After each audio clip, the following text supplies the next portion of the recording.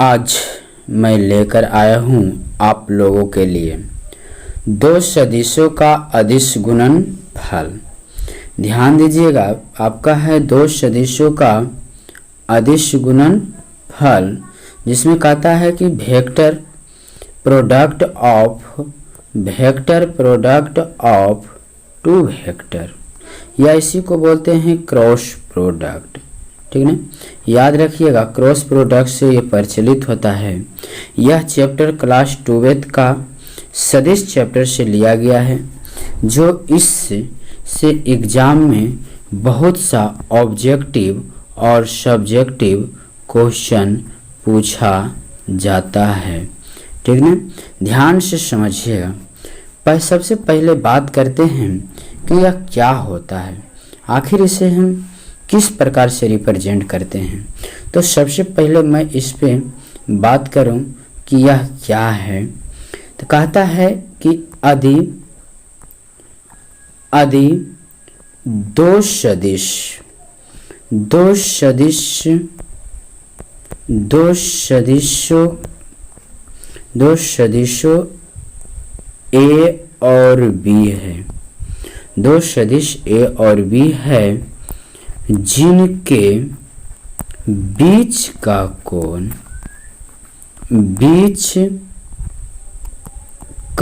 कोण जो बन रहा है वह थीटा है। इसके बीच का कोण क्या दे दिया है, थीटा है। और यह जो है एक सदिश मिलता है, यह क्या दे देगा, एक सदिश देगा।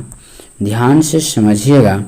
और इसका संकेत क्या होता है, इसका संकेत जो है, संकेत आपका क्रॉस के द्वारा दिखाया जाएगा। जिस प्रकार हम लोग को बचपन में गुना भाग सीखते थे, इस प्रकार क्रॉस दे देते थे, यानी कट कुट गया, उसी का आज हम उपयोग करेंगे, है ना, इस सदिश का गुणनफल में। तो ध्यान से समझिएगा। अब हम बात करते हैं कि जब अगर आपका रहता है कि जब दो सदिश का जो बीच का कोण बन रहा है, वेक्टर ए और वेक्टर बी रहता है, दोनों का बीच का जो कोण बनता है वह थीटा है 0, है ना। तो अब यहाँ से हम बात करते हैं, देखिए समझिएगा, ये आपका एक्स एक्सिस आई हो जाता है, ये आपका बाई एक्सिस है ना, आई आपका जेड एक्सिस है। ठीक है ना, तो एक्स एक्सिस को आई, बाई एक्सिस को जे और जेड एक्सिस से के का रिप्रेजेंट करते हैं। तो समझिएगा दोनों का बीच का कोण तो कुछ न कुछ बनता ही है ना, ध्यान देना है।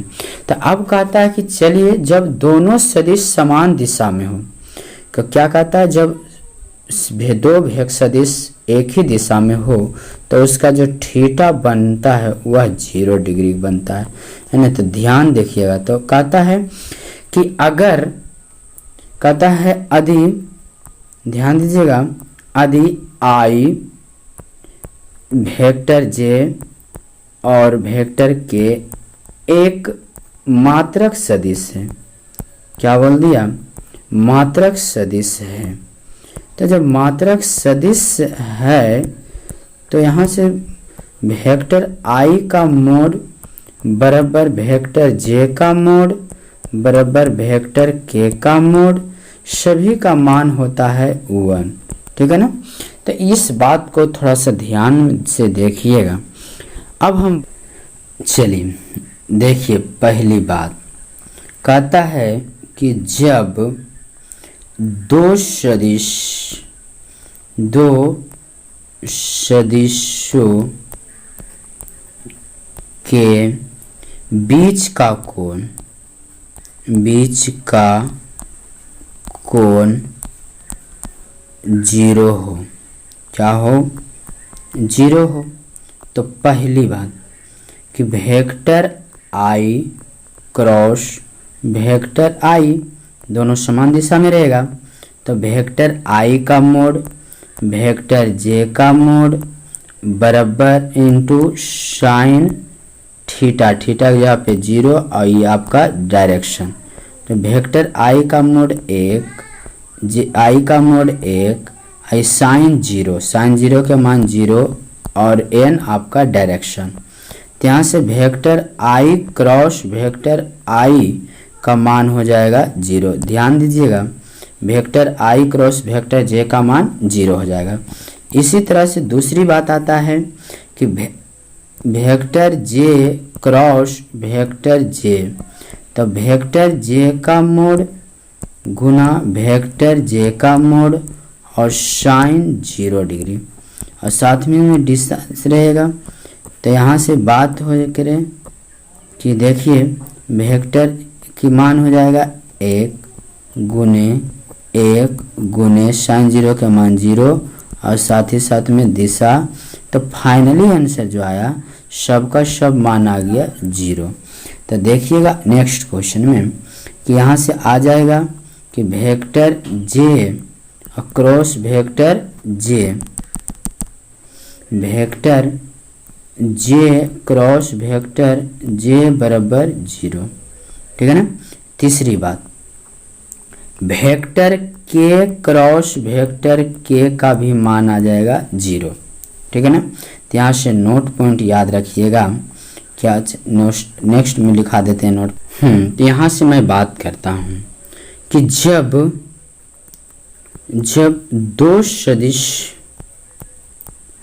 दो सदिशों के बीच का कोण 90 है ना। बीच का कोण क्या दिया है, 90 दिया है। तो देखिए ट्रिक से हम कैसे बताता हूँ। यहाँ पे सबसे पहले बात करते हैं कि एक सर्कल ले लीजिए, यहाँ पे एक डैश दीजिए, तो इसका नाम दे दीजिए आई, इसका नाम आई।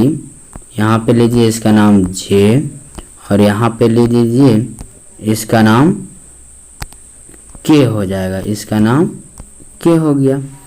तो अब यहाँ से पहली बात क्या है, अगर घड़ी की दिशा के विपरीत घूमेगा तो पॉजिटिव हो जाएगा और घड़ी की दिशा में अगर घूमेगा तो यह निगेटिव मान आएगा।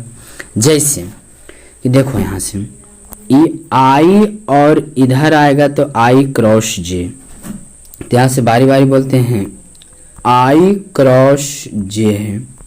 तो आई क्रॉस जे है तो यहाँ पे क्या बच रहा है, यहाँ पे क्या बच रहा है, के बच रहा है, तो के इसका आंसर हो जाएगा। ठीक है ना।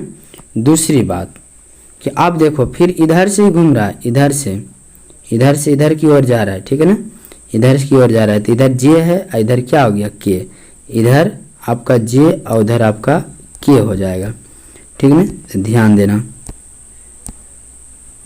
तो यहाँ से हो जाएगा जे क्रॉस के बराबर आई, वेक्टर आई।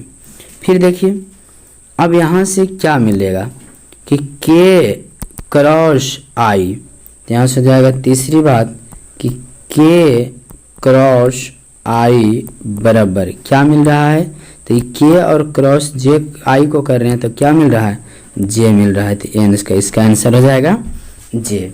फिर देखिए इसी को नेक्स्ट करते हैं।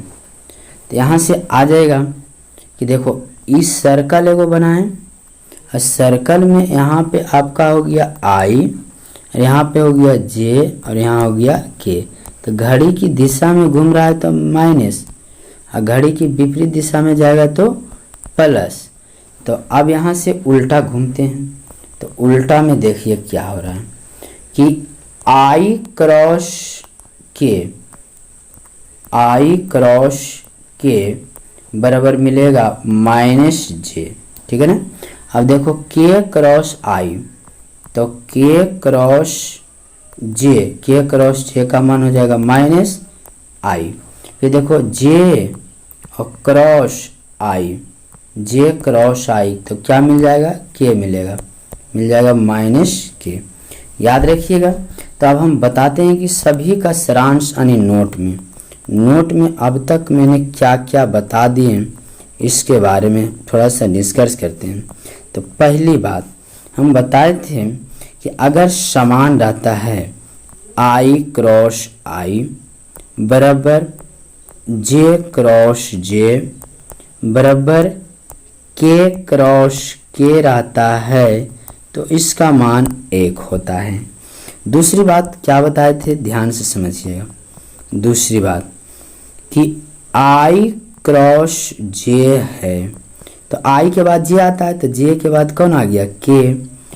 फिर अगली कि अगर J क्रॉस K रहा तो J के बाद J K की कौन नहीं आया है, J I नहीं आया तो I हो जाएगा। तीसरी बात कि K क्रॉस I है ना, तो एक मान हो जाएगा कितना, J नहीं है तो J हो जाएगा। उसके बाद चौथी बात कि उल्टा अब चलते हैं तो I क्रॉस K, तो I क्रॉस K उल्टा हो जा रहा है तो माइनस J। फिर पांचवी बात कि K क्रॉस J उल्टा हो जा रहा है तो माइनस I। फिर छठी बात कि J क्रॉस I उल्टा हो जा रहा है तो इसलिए माइनस K। ये आपका मूल मंत्र है।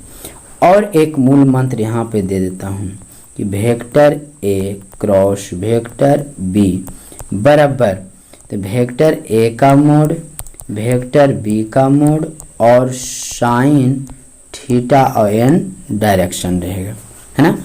यह सब बात को बड़ा ध्यान से देखिएगा।